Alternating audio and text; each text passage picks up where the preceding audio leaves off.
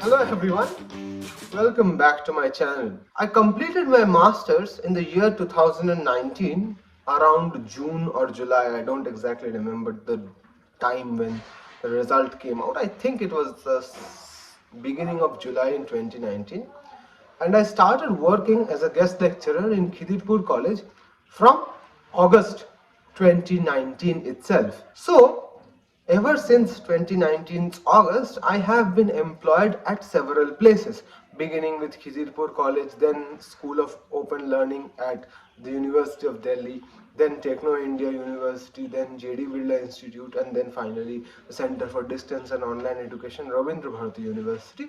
And while I was employed in all these places, I have had the opportunity to interview for several other posts, mostly academic, in several colleges and universities and some other institutes of higher education in India. And today I am going to share with you the 5 fundamental things that you need to keep in mind in order to land your first academic job. So let's get started. The first thing that you need to do in order to land your first academic job is to know what kind of job you want to land. Why do I say this? Well, see, the reason behind it is if you are wanting a job in academia, then you will probably want to be a teacher or a non-teaching staff. Now, the fact of the matter is most of you who watch my channel are here because you want to be a teacher in school or colleges. I know my demographics pretty well to be saying this. So you have to first decide whether you want to go to teach in a school or a college, or you want to apply for administrative posts. Once you finalize that, then you have to stick to it. You cannot go around doing everything and distributing your eggs in metaphorical baskets.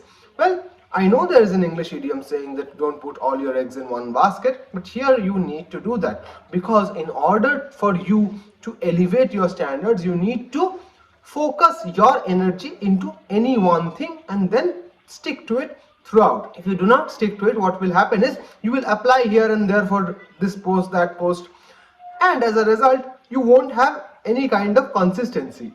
The second thing that you must do in order to ensure that you get the job of your dreams is to stay updated. Now, there are many ways to stay updated.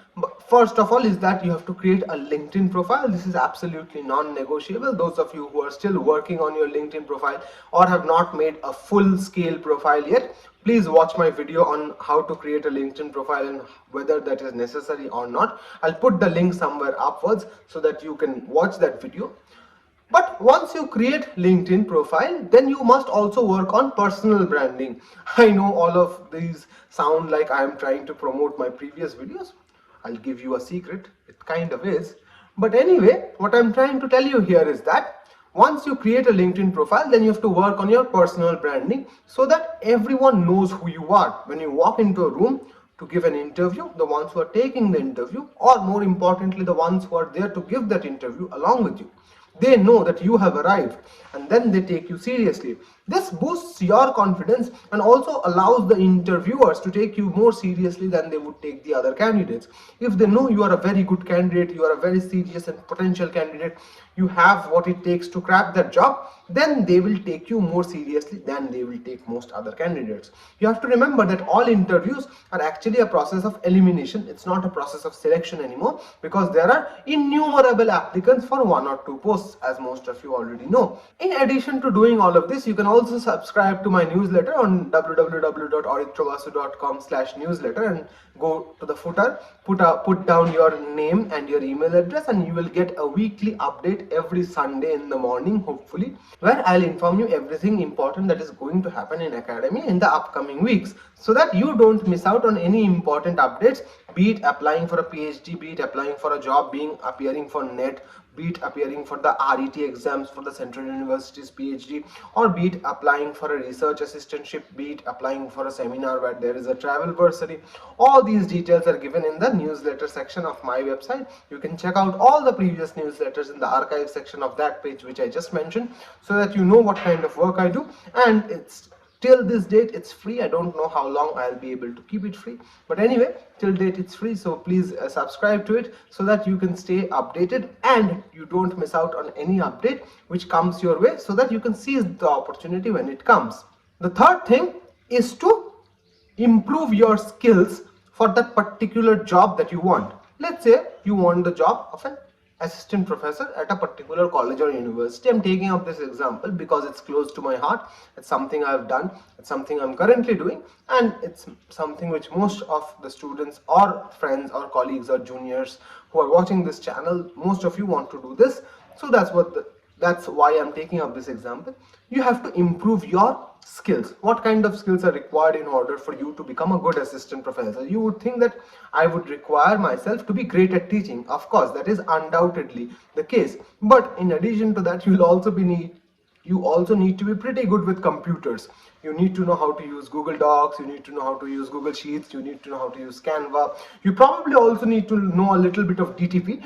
You also need to know how to do editing, proofreading, and of course you also need to have some sort of administrative skills, because all academic posts in essence are administrative posts in the guise of an academic spot. So the fundamental thing that you have to do is you have to become a good academic and an administrator in order to get a better job. Now, in addition to doing all this, you also must be a very good researcher. So if you're not pursuing your PhD right now, I would suggest that you try and get into a PhD very soon. I know PhDs are becoming more and more competitive as we speak, but if you get into one, then your chances of securing a better job will increase dramatically. Next, what you have to do is you have to ensure that you just don't register as a PhD scholar, you also publish your work. For that, you need to be good at academic writing.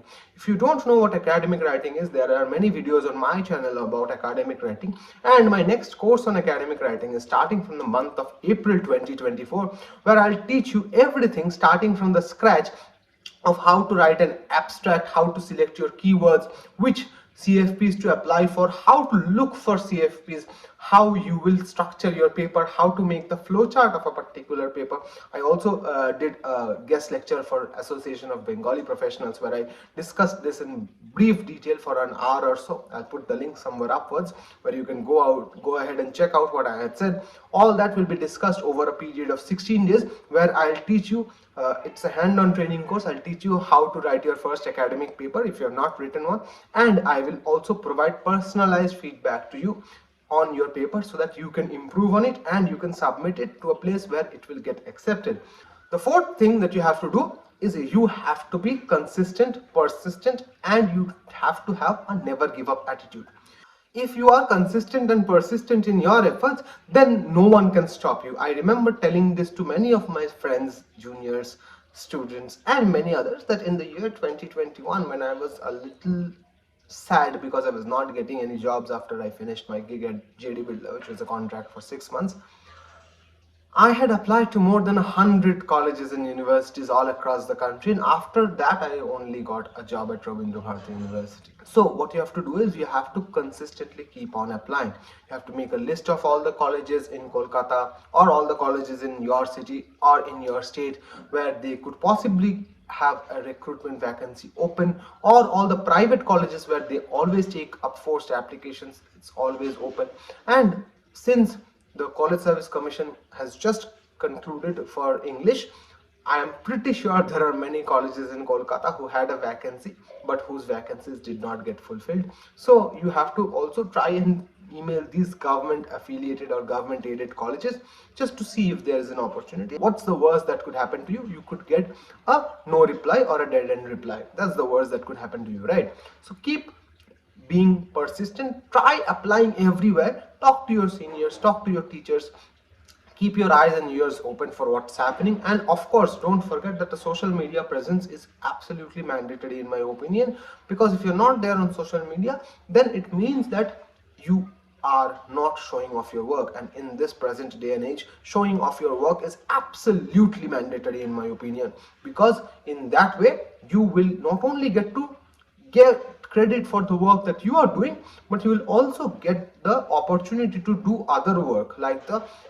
additional certificate course that I am conducting at Sri Shiksha College starting from the 1st of March. By the way, the admissions for that are still open till a few more days, and all the students of Shri Shikshadan College, the Bhavanipur Education Society College, and Bashanti Devi College, those who are pursuing master degree, all of you are eligible to enroll for that course. I will give the link to register for that course down in the description. All the course details are given there. You can contact the person, Professor Boidehi Mukherjee of Shri Shikshadan College. And finally, the fifth part is that you have to be aware of the reality around you, and you should always be ready to accept a rejection. If you are ready to accept a rejection, the fundamental problem of not applying to multiple places goes away. The main reason why people don't apply to a huge number of places is that they are afraid of a huge number of rejections. Well, to be honest, there are multiple examples all across the world where people have been rejected n number of times, but then when they got success, then their success was unprecedented, unparalleled, right? So what you have to do is you have to be aware of the reality around you, of the grim situation of academia, of the politics and the corruption that academia has been associated with for the past 10-15 years, especially in West Bengal. So keeping all that in mind, you have to be ready for a rejection in your attempts. If you're ready for all of this, then I'm sure you'll get your first academic job. And of course, if you have any questions, queries, doubts or comments, please don't hesitate to leave them down below. Also, don't forget to like, comment, share and subscribe. I'll see you in the next video. Till then, hasta la vista.